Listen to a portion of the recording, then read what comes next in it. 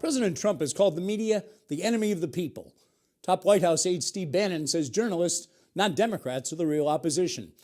We asked Republican executive editor and historian Wayne Phaneuf to bring us some perspective on it all.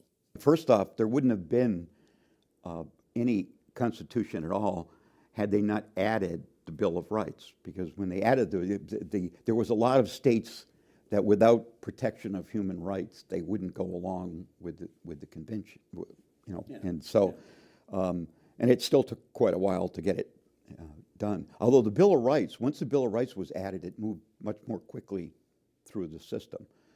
And of course, the Bill of Rights, you know, gives, you know, it talks about freedom of the press, but it really is freedom for everybody to be able to express, to be, you know, to be able to you know, get together in public and all these things. If you think back to when King George was running things, which is even before you and I were reporting. Yeah, not much though.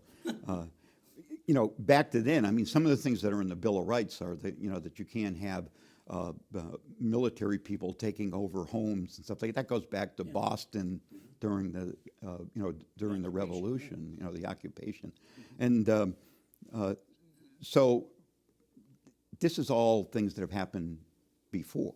You know, I mean, one thing that I came across was Samuel Bowles, who was the editor of the newspaper in 1854. He had my job back then. He actually snuck in to the American Party convention, which was being held in Philadelphia in 1854. Now, the American Party was also known as the Know-Nothings, and these people were bad people, and they basically had their idea was no immigration into this country whatsoever. They were anti-Catholic, and they were just really a bunch of bigots. But they did a lot of this behind closed doors.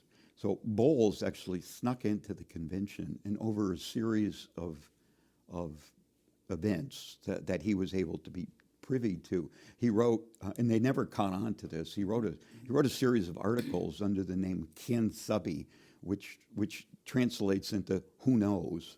And what happened was, when he shed the light on what these people were really about, that party, which was an American party, which was going great guns. We had a governor of Massachusetts that was a know-nothing. And what happened with that was Bowles' reporting killed that party. And then 1 year later, Bowles got together with a bunch of his friends, and they created the Republican Party. Let me bring us present now. We've got a president saying the media is an enemy of the people. We've got one of his top aides, Steve Bannon, saying to the Conservative Political Action Committee, don't worry about the Democrats. They're nothing, which nicely diminishes them right away. That the opposition party is the media.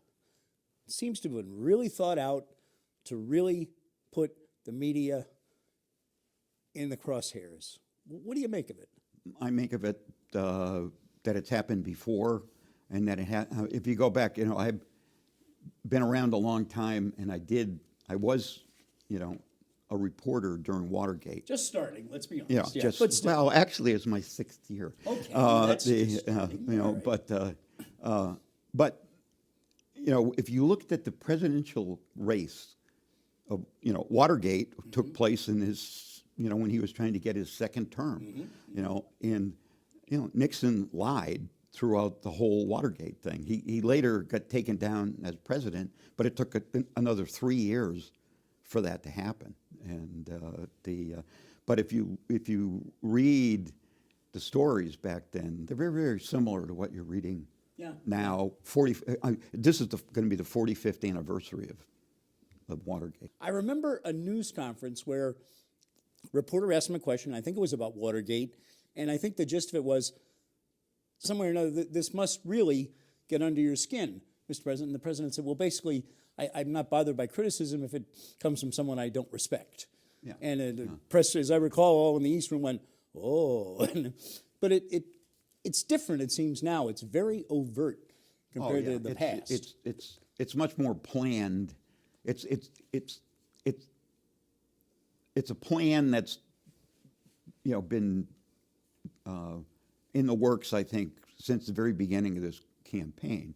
It was defuse the press, and you know, and now what you're looking at, and it was true with Watergate and what happened in Vietnam and those sorts of things. You know, the press was a target of Nixon's, and the press is going to be a target of you know, Trump's. And you know, one of the problems, and he's got a lot of people around him who, you know, have manufactured a lot of fake news of their own over the years, in particular. Yeah. And you know, and what's really happening is the people who were the biggest backers, I think, are the ones who are going to get hurt the most. Senator John McCain, who's certainly had his dust-ups with the media, but generally is pretty friendly with the media. But he said something not too long ago. He said, "I'm not calling Donald Trump a dictator, but I'm concerned because when you attack and you isolate the media, it's the first thing a dictator does." That's pretty strong stuff. It's absolutely. There's supposedly 6 points of totalitarianism. One of those 6 points is control of the media.